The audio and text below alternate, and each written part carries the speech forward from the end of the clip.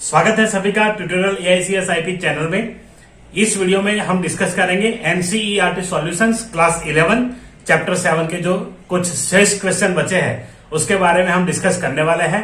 तो चलिए वीडियो को शुरू करते हैं। वीडियो शुरू करने से पहले आप अगर चैनल पर नए हैं तो चैनल को सब्सक्राइब कर दीजिए। ऐसे ही वीडियो आपको इस चैनल पे मिलेंगे। और इसके अलावा अगर आप वीडियो को फेसबुक पे देख रहे हैं तो हमारा पेज भी लाइक कर दीजिए। आप हमें इंस्टाग्राम पे भी फॉलो कर सकते हैं, वहां पर भी हम ये सारी चीजें शेयर करते हैं। तो चलिए वीडियो शुरू करते हैं। पिछले वीडियो में हमने डिस्कस किया था क्वेश्चन नंबर 7 तक या क्वेश्चन नंबर 6 तक किया था और 6, 7 दोनों ऑलमोस्ट सेम टाइप के क्वेश्चन थे। तो यहाँ पे 8वां क्वेश्चन जो है वो हमारे स्क्रीन पे यहाँ पे है, आपको स्क्रीन पे दिख रहा होगा। Question 8. The school canteen wants to maintain records of items available in the school canteen and generate bills when students purchase any item from the canteen. The school wants to create a canteen database to keep track of items in the canteen and the items purchased by students. Design a database by answering the following questions. So here you have to design a database. आपको एक database design करना है जिसमें अलग अलग tables आएंगे canteen के लिए। स्कूल कैंटीन का मानो अगर डेटाबेस है तो वो डेटाबेस कैसे वर्क करेगा उसको सोच करके आपको यहाँ पे डेटाबेस क्रिएट करना है। यहाँ सबसे पहला क्वेश्चन इन्होंने दिया है, to store each item name along with its price what relation should be use. तो आपको अगर आइटम का नेम और उसकी प्राइस दोनों अगर स्टोर करना है तो कौन सा टेबल आप यूज करेंगे। रिलेशन का सीधा मतलब होता है टेबल, तो कौन सा टेबल आप यूज करेंगे। Decide appropriate attribute names along with that data type. Attribute का मतलब होता है कॉलम और फील्ड। तो आपको अगर कॉलम और फील्ड का नाम यहाँ पे बताने के लिए कहा गया है तो आप वो यहाँ पे मेंशन कर सकते हैं कि कौन सा कॉलम का नाम होगा, वो आपको चूज करना है। Each item and its price should be stored only once. और जो आइटम है वो एक ही बार स्टोर होनी चाहिए, प्राइस भी एक ही बार स्टोर होनी चाहिए, ऐसा यहाँ पे लिखा गया है। What restriction should be used while defining the relation? तो ये पहला क्वेश्चन है। दूसरा क्वेश्चन यहाँ पे आपको मिल जाएगा, इसका आंसर पहले देख लेते हैं। To store the items along with its name and price, item relation can be used। तो यहाँ पे आइटम नाम का टेबल मैंने क्रिएट किया है। आप कोई भी टेबल बना सकते हैं, ये मैंने मेरे हिसाब से बनाया है। Next is user can assign a primary key for an item while defining the relation। तो यहाँ पे प्राइमरी की आप असाइन कर सकते हैं जब आप टेबल बनाते हैं उसी टाइम, क्रिएट टेबल के टाइम पे। The item table should be as per below given structure. तो यहाँ पे स्ट्रक्चर दिया है, देखिए, attribute, item ID, item name, price, ये 3 फील्ड मैंने यहाँ पे रखे हैं। आइटम आईडी को यहाँ पे इंटीजर और 3 साइज दिया है। प्राइमरी की कंस्टेंट दे दिया है वहां पे। वेरकेयर 20 नॉट नल यहाँ पे ऐसे दिया है और ये डेसिमल जो है वो ऐसे रहेगा ताकि आइटम नेम भी यहाँ पे कंपलसरी फील्ड है, आइटम नेम को यहाँ ब्लैंक नहीं छोड़ना है। तो इसी प्रकार से आप टेबल बना सकते हैं, अपने हिसाब से भी आप डिसाइड कर सकते हैं। जो क्वेश्चन दिया है उसके अकॉर्डिंग आपको बनाना होता है। चलिए दूसरा क्वेश्चन देखते हैं। In order to generate a bill we should know the quantity of an item purchased. Should this information be in a new relation or a part of the previous relation. If a new relation is required, decide the appropriate name and data type for attributes. Also, identify appropriate primary key and foreign key so that following 2 restrictions are satisfied. तो यहाँ पे आपको foreign की, primary की दोनों को identify करना है और कंडीशन जो यहाँ पे दिया है वो सेटिस्फाई होना चाहिए। तो यहाँ पे आंसर है yes, a new relation can be created to store orders records. तो जो भी ऑर्डर्स आएंगे उसका हम एक अलग से टेबल बनाएंगे, ऑर्डर्स। यहाँ पे this table stores detail about orders only. तो यहाँ पे सिर्फ ऑर्डर की इंफॉर्मेशन रहेगी, जो भी ऑर्डर्स आते हैं वो यहाँ पे स्टोर करेंगे। The structure can be something like this. यहाँ पे मैंने स्ट्रक्चर दे दिया है। आपने अगर मेरा वीडियो मिस किया है कि कैसे डेटाबेस स्ट्रक्चर बनाएंगे, सारी चीजें मैंने क्लास 10th वाले एक वीडियो में शेयर की थी, आपको प्लेलिस्ट में मिल जाएगी, क्लास 10 के आईटी वाले प्लेलिस्ट में। यहाँ पे देखिए, yes a new relation can be created. तो यहाँ पे स्ट्रक्चर दिया है, ऑर्डर आईडी इंटीजर 3, प्राइमरी की, क्वांटिटी 3 और आइटम आईडी। यहाँ पे अगर आपको डेट वगैरह जो भी ऑर्डर्स के रिलेटेड जो भी डेटा है वो अगर आपको यहाँ पे इनपुट करना है तो आप कर सकते हैं, आपकी मर्जी है। यहाँ पे मैंने सिर्फ 3 कॉलम लिया है एज ए सैंपल। आप इसमें और भी फील्ड ऐड कर सकते हैं, जैसे कोई रिमार्क हो, ऑर्डर कस्टमर का कोई नंबर है, ऑर्डर रिलेटेड कोई चीज है, तो वो सारी चीजें हम इसमें इन्वॉल्व कर सकते हैं। मैंने सिर्फ 3 कॉलम यहाँ लिए हैं। इसमें फॉरेन की रखा है, आइटम आईडी और ऑर्डर आईडी रहेगा इस टेबल का प्राइमरी की। चलिए आगे देखते हैं। For the item purchased, you need a new relation named orders. The same bill cannot be generated for different orders. यहाँ पे कहा गया है कि सेम बिल है तो अलग अलग ऑर्डर के लिए सेम बिल जनरेट नहीं होना चाहिए. तो यहाँ the bill can be generated using order tables and the order ID is primary key. तो ये सिंपल चीज है कि प्राइमरी की जब हमने दे दी है तो वो यूनिक रिकॉर्ड ही जनरेट करेगा. उसके बाद bill can be generated only for available items in the canteen. तो जो आइटम अवेलेबल है उतनी ही आइटम का यहाँ पे बिल बनना चाहिए. अवेलेबल नहीं है तो यहाँ पे उसका बिल नहीं बनेगा. तो इसके लिए क्या कर सकते हैं आप, here the items quantity should be check, if found null or zero should raise an error. तो यहाँ पे आप एक चेक कंस्टेंट लगा सकते हैं और उसके अकॉर्डिंग ये यहाँ पे सेट कर सकते हैं. ये सारी चीजें अभी ओरली है, प्रैक्टिकली इसमें कुछ नहीं है. तो इसीलिए यहाँ पे ये चीज आप लिख सकते हैं कि अगर यूजर चाहे तो यहाँ पे कंस्टेंट लगा सकता है, चेक कंस्टेंट. और चेक कंस्टेंट में हम डालेंगे आइटम क्वांटिटी जो भी होगी वो ग्रेटर देन जीरो होनी चाहिए. अगर ग्रेटर देन जीरो नहीं है, लेस देन जीरो है या तो जीरो है तो ऑटोमेटिकली बिल जनरेट नहीं होगा. और इस पे यहाँ पे हम कास्केड जो होता है वो ऑप्शन ऑन कर देंगे. मैंने क्लास 10 के वीडियो में एक्सप्लेन किया है. तो वो भी यहाँ पे अप्लाई हो सकता है कि जब आप वैल्यू अपडेट करेंगे तो उसके प्राइमरी टेबल में क्या होगा और चाइल्ड टेबल है उसमें क्या होगा जिसमें फॉरेन की आपने दिया है. तो ये सारी चीजें आप यहाँ पे कर सकते हैं. चलिए देखते हैं आगे. Question C, the school wants to find out many calories students intake when they order an item, in which relation should the attribute calories to be stored. तो यहाँ पे कैलोरी भी ये डालना चाहते हैं तो कैलोरी कहां पे ऐड कर सकते हैं, किस टेबल में ऐड कर सकते हैं. तो कैलोरीज का सीधा रिलेशन है आपका आइटम टेबल के साथ, ताकि जो आइटम खरीदेंगे उसके साथ एक प्रॉपर्टी बन जाएगी, उसका एट्रीब्यूट बन जाएगा. तो आप आइटम टेबल में उसे यूज कर सकते हैं. तो यहाँ पे देखिए, the calories can be added into the orders table. यहाँ पे मैंने ऑर्डर्स टेबल लिखा है तो वहां पर भी ऐड कर सकते हैं. दोनों में आपकी मर्जी है. आइटम टेबल में भी ऐड कर सकते हैं, उसका एट्रीब्यूट बन जाएगा. इवन ऑर्डर जब देंगे तब अगर कैलोरी शो करनी है तो उसके लिए हम ऑर्डर्स टेबल में भी यूज कर सकते हैं. तो इसी पर्पज से मैंने यहाँ पे डाला था, बट आपके ऊपर है, आप दोनों में यूज कर सकते हैं. Question 9, an organization wants to create table EMP dependent to maintain the following details about its employees and that dependent. तो यहाँ पे एक डिपेंडेंट टेबल है, उसका स्ट्रक्चर दिया है, देखिए स्क्रीन के ऊपर. Employee Aadhaar number, name, address, department, employee ID, dependent, employee ID, department name, relationship. तो ये इसके टेबल्स है. तो यहाँ पे टेबल में हम कैसे क्रिएट करेंगे, क्या क्वेश्चन दिए है, चलिए उसे भी देख लेते हैं. Name the attribute of employee which can be use as candidate keys.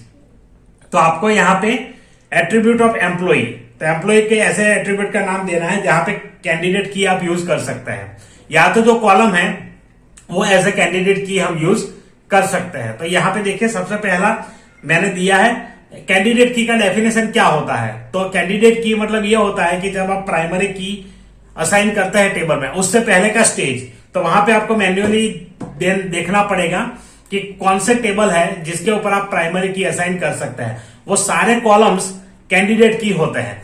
जैसे ही आप कैंडिडेट की किसी एक को प्राइमरी की असाइन करेंगे, उसके बाद जो बचेगा वो उसमें अगर यूनिक रिकॉर्ड्स है तो वो कैंडिडेट की है, बाकी के सारे ऑल्टरनेट की है. यहाँ पे पीछे कबूतर उड़ते रहते हैं मेरे खिड़की पे, इसलिए कभी कभी वीडियो में डिस्टर्बेंस आता है तो मैं ऐसे देख लेता हूं, ताकि फुर्र करके आते हैं और फिर गुटुर शुरू कर देते हैं. आपको भी आवाज सुनाई देती होगी कभी कभी. तो ये एक अलग उनका मतलब लाइफ है, वो अपना लाइफ एंजॉय करते हैं. हम भी अपना, आप अपनी पढ़ाई एंजॉय करिए और मेरे चैनल के कंटेंट एंजॉय करिए. चलिए यहाँ पे देखते हैं. तो मैंने यहाँ पे कुछ ऐसे रिकॉर्ड्स निकाले हैं जो कि यूनिक हो सकते हैं. सॉरी, कुछ आ गया. तो यहाँ पे देखिए, employee Aadhaar number, department can be use as candidate keys. तो यहाँ पे आधार नंबर यूनिक होता है और डिपार्टमेंट भी यूनिक हो सकता है. तो इसीलिए मैंने दोनों चीजों को कैंडिडेट की असाइन किया है. जहां पे वैल्यू रिपीट होगी उसे हम कैंडिडेट की असाइन नहीं करेंगे, वो सारी चीजें ऑल्टरनेट की में आती है. चलिए आगे. Question B, the company wants to receive details of dependent of particular employee, name the tables and the key which are required to retrieve this detail. तो यहाँ पे जो डिटेल आपको रिट्राइव करना है उसके लिए आप क्या करेंगे. तो यहाँ पे आंसर है, from dependent table employee ID, dependent name, and from employee table Aadhaar number, name can be required for a particular of employee. तो इसमें एम्प्लॉय के रिलेटेड डेटा क्या है वो हमें सिर्फ मेंशन करना था. तो एम्प्लॉय के रिलेटेड जो डेटा था वो यहाँ पे कॉलम्स मैंने मेंशन कर दिए हैं. इसके अलावा भी आपके दिमाग में अगर और कुछ आ रहा है या आप कुछ और सोच रहे हैं तो वो भी यहाँ पे हो सकता है। मैंने जो आंसर दिए वो सारे फिक्स आंसर नहीं हो सकते, इसका कोई स्टैंडर्ड आंसर नहीं होता। आप अपने हिसाब से, टेबल के हिसाब से, रिलेशन के हिसाब से आप यहाँ पे कर सकते हैं। तो चलिए next, what is the degree of employee and dependent, ये फिक्स आंसर है, ताकि एम्प्लॉय जो टेबल दिया है उसके ऊपर से उसकी डिग्री डिसाइड होगी, उसका कार्डिनलिटी भी उससे ही डिसाइड होता है। नंबर ऑफ कॉलम्स मींस आपका जो होता है वो हो जाएगा डिग्री, नंबर ऑफ रोज हो जाएगा कार्डिनलिटी। तो यहाँ पे देखिए कितना है, तो जिस हिसाब से है employee table is 5 and dependent is 3। यहाँ पे देखिए स्ट्रक्चर एम्प्लॉय टेबल 1 2 3 4 5, तो एक कॉलम है तो कॉलम सीधा डिग्री यहाँ पे बन जाएगा 1 2 3, और यहाँ पे ये जो 3 है वो यहाँ पे इसका डिग्री बन जाएगा डिपेंडेंट टेबल का। चलिए आगे बढ़ते हैं क्वेश्चन 10 की ओर। The school uniform is available at MS Sheetal private limited, they have maintain school uniform database with 2 relations, uniform and cost. Following figure shows the database schema and its state. यहाँ पे मैंने एक इमेज लगा दी है इसकी, यहाँ पे आप देख पा रहे हैं 2 टेबल है, यूनिफॉर्म एंड कॉस्ट। अब क्या करना है, डेटा भी यहाँ पे दिया है, ये कॉस्ट का डेटा दिया है। अब पहला क्वेश्चन क्या है देखिए, can they insert the following tuples to the uniform relation, give reasons in support of your answer. तो यहाँ पे जो वैल्यूज दी है वो क्या उसमें इंसर्ट हो पाएगी, अगर नहीं हो पाती है उसके रीजन दीजिए। तो यहाँ पे सबसे पहला है 7 हैंडकरचिफ नल, तो ये आप डेफिनेटली इनपुट कर पाएंगे क्योंकि 7 वहां है नहीं, तो प्राइमरी की है तो आप इसको यूज कर सकते हैं, यूनिक वैल्यू है। और हैंडकरचिफ वो तो नाम है, उसमें ऐसा कोई कंस्टेंट है ही नहीं। और लास्ट जो है वो नॉट नल कंस्टेंट नहीं है, उसे आप नल भी इंसर्ट कर सकेंगे। क्वेश्चन 2 यहाँ पे है 4 रिबन रेड, तो यहाँ पे 3 वैल्यूज दी है। No, because you code 4 is already assign to tie in the uniform. तो यूनिफॉर्म टेबल में जो प्राइमरी की यूज किया है वो यहाँ पे उन्होंने रिपीट किया है नंबर 4। नंबर 4 ऑलरेडी यूज किया गया है टाई के लिए, तो आप यहाँ पे इस्तेमाल नहीं कर पाएंगे। क्वेश्चन 3 8 नल वाइट, तो ये भी इंसर्ट नहीं हो सकता क्योंकि सेकंड कॉलम जो नॉट नल कंस्टेंट है वो वायोलेट हो जाएगा। यहाँ पे हम नल वैल्यू इंसर्ट करेंगे तो नल अलाउ नहीं करेगा जब आपने नॉट नल कंस्टेंट दर्जा करके रखा है। No, because union is following the not null constant, तो सिंपल यहाँ पे आंसर है B. Can they insert the following tuples to the cost relation, यहाँ पे कॉस्ट में क्या ये रो इंसर्ट कर पाएंगे। पहला है 7S0, no as it is violating check constant, तो वहां पर भी चेक कंस्टेंट उन्होंने दिया है कि जो लास्ट वैल्यू उसमें ग्रेटर देन 0 वैल्यू होनी चाहिए, और यहाँ पे 0 वैल्यू हम दे रहे हैं तो ये भी एक्सेप्ट नहीं करेगा। 9XL 100, तो ये डेफिनेटली कर लेगा ताकि ऐसा कोई कंस्टेंट वायोलेट नहीं होता है। तो यहाँ पे आपको देखना है कि कोई कंस्टेंट वायोलेशन है या नहीं है, तो वो जब आप देखेंगे आपको पता चल जाएगा। चलिए नेक्स्ट क्वेश्चन पे, in a multiplex movies are screen in a different auditoriums, one movie can be shown in more than one auditorium. In order to maintain the record of movies, the multiplex maintains a relational database consisting of 2 relations, movie and Audi. तो यहाँ पे 2 relation है, Audi मतलब car नहीं है, यहाँ audio का उन्होंने शॉर्ट लिख दिया ऑडी।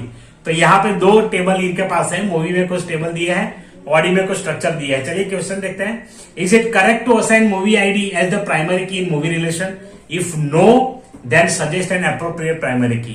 तो यहाँ पे पूछा गया है कि मूवी आईडी को आप प्राइमरी की असाइन कर सकते हैं, अगर नहीं कर सकते तो रीजन बताइए।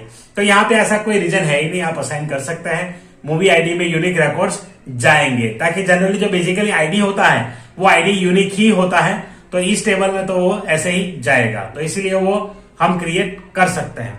नेक्स्ट देखिए, is it correct to assign audi number as primary key in audi relation, if no then specify the reason, ये भी सेम है, तो यहां पर भी आंसर आएगा यस, ऑडी नंबर आप असाइन कर सकते हैं। Next, is there any foreign key in any of this relation, तो इसमें से किसी में फॉरेन कीज है, हाँ है। मूवी आईडी आपने यूज किया है मूवी में एज ए प्राइमरी की, और मूवी आईडी जो नेक्स्ट टेबल है ऑडी उसमें फॉरेन की बन जाएगा। Next question 12, for the given database student project answer the following. तो यहाँ पे वैल्यूज और वो सब देके रखी है, आप यहाँ देख सकते हैं। चलिए हम सीधा क्वेश्चन के ऊपर जाएंगे। नेम प्राइमरी की of each table, her table की प्राइमरी की यहाँ पे लिख लीजिए। तो आप अपने हिसाब से यहाँ पे कर सकते हैं। मैंने यहाँ पे स्टूडेंट टेबल में रोल नंबर को प्राइमरी की दिया है, प्रोजेक्ट नंबर को, प्रोजेक्ट असाइन में रजिस्ट्रेशन आईडी को। तो इस प्रकार से आप कर सकते हैं। फाइंड फॉरेन कीज इन टेबल प्रोजेक्ट असाइन, तो प्रोजेक्ट असाइन टेबल में यहाँ पे देखिए project number is the foreign की फॉर प्रोजेक्ट असाइन टेबल। तो प्रोजेक्ट असाइन में आप प्रोजेक्ट नंबर इसे फॉरेन की डिफाइन कर सकते हैं। क्यों? क्योंकि प्रोजेक्ट का जो रिलेशन होगा वो सीधा प्रोजेक्ट टेबल से मैच हो जाएगा। उसके बाद देखिए इज देयर एनी ऑल्टरनेट की इन table student give justification for your answer. तो ऑल्टरनेट की है यहाँ पे, हाँ मैंने बताया है कि जो भी प्राइमरी की कैंडिडेट की उसके बाद जो बच जाता है वो सारा ऑल्टरनेट की कहा जाता है। तो यहाँ पे प्राइमरी की को छोड़ के आप किसी भी टेबल को ऑल्टरनेट की डिक्लेयर कर सकते हैं। तो यहाँ पे देखिए yes there are 3 alternate keys available, they are name class and section as they are not a primary key और कैंडिडेट की और फॉरेन की। तो जो भी किसी प्रकार की भी की यूज नहीं की गई है, बाकी के बचते हुए जितने भी कॉलम्स हैं वो सारे कॉलम्स एज ए ऑल्टरनेट की वर्क कर सकते हैं। तो चलिए यहाँ पे नेक्स्ट क्वेश्चन देखते हैं। Can a user assign duplicate value to fill roll number of student table justify. तो यहाँ पे क्या असाइन कर पाएंगे? नहीं कर पाएंगे, ताकि रोल नंबर यूनिक ही होता है।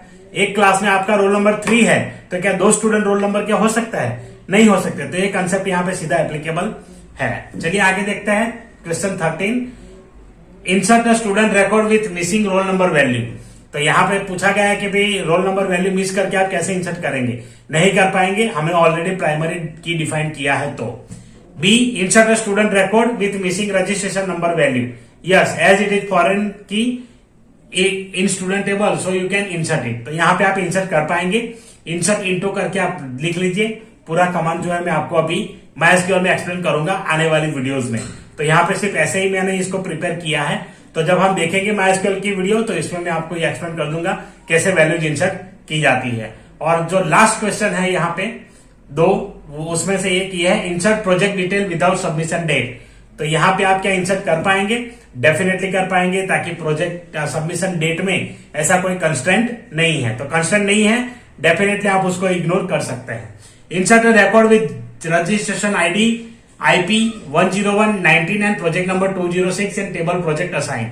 Yes it can be inserted. तो ये भी आप रिकॉर्ड इंसर्ट कर पाएंगे। तो चलिए इस वीडियो में बस इतना ही। आशा रखता हूं आपको वीडियो अच्छा लगा होगा। अगर आप इस वीडियो से कुछ सीखे हैं, कुछ समझे हैं, तो वीडियो को लाइक कर दीजिए, अपने दोस्तों के साथ भी इसे शेयर करें। और आपके कोई डाउट्स है, कोई क्वेश्चन है, कोई क्वेरी है या कुछ भी आप मुझसे पूछना चाहते हैं, मेरे वीडियो के बारे में कुछ आपके एक्सप्रेशन है जो बताना चाहते हैं, आपके फीलिंग शेयर करना चाहते हैं, तो कमेंट बॉक्स ओपन है। करिए कमेंट, जाइए और करिए कमेंट। चलिए मिलते हैं अगले वीडियो में। तब तक के लिए अपना ख्याल रखें, अपनी पढ़ाई का ख्याल रखें और वीडियो देखने के लिए धन्यवाद। हो गया।